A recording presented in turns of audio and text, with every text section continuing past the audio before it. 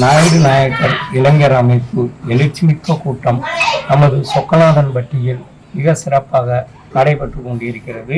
இந்த தருணத்தில் நம்மளுடைய சொக்கநாதன்பட்டி கிராமத்தில் இருந்து நம்மளுடைய ரகு ஒரு முக்கியமான கருத்துக்களை கூறுவார்.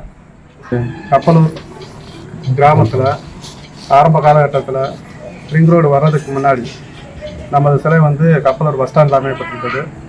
அது தற்போது சில காரணங்களால் எடுத்து நம்ம சொந்த சாவடியில் வச்சுருக்காங்க கப்பலூரில். இது பல கட்ட போராட்டம் நடத்தியும் இன்னும் நம்மளுக்கு முறையான ஒரு அறிவிப்பும் எந்த ஒரு நடவடிக்கையும் அரசாங்கம் எடுக்கலை.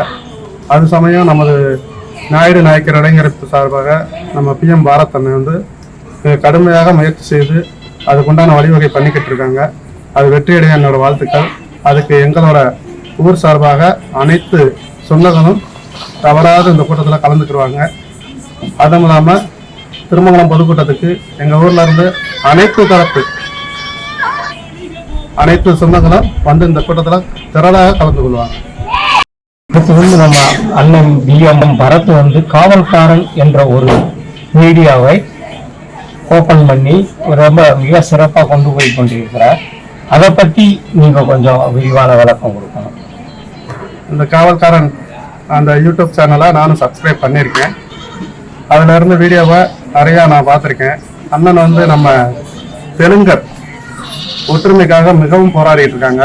PM பாரத் அண்ணன் அவர்கள் நம்ம தெலுங்கர்களை பற்றி நடிகர் சீமான் மிகவும் தரக்குறைவாக பேசி பல இன்னல்களை நம்மளுக்கு கொடுத்துட்டு இருக்காரு. அது சம்பந்தமாக பல எதிர்ப்புகளை தெரிவித்து அவர் காவல்காரன் பாரத் அண்ணன் அந்த யூடியூப் சேனலில் தெளிவாக நம்மளுக்கு சப்போர்ட் பண்ணி நிறையா வீடியோ போட்டுக்கிட்டு இருக்காங்க. அதை அனைவரும் சப்ஸ்கிரைப் பண்ணி அந்த வீடியோக்களை அனைவரும் கண்டு அதற்கு நம்மளோட எதிர்ப்பு குரலை கண்டிப்பாக பதிவு பண்ணணும்.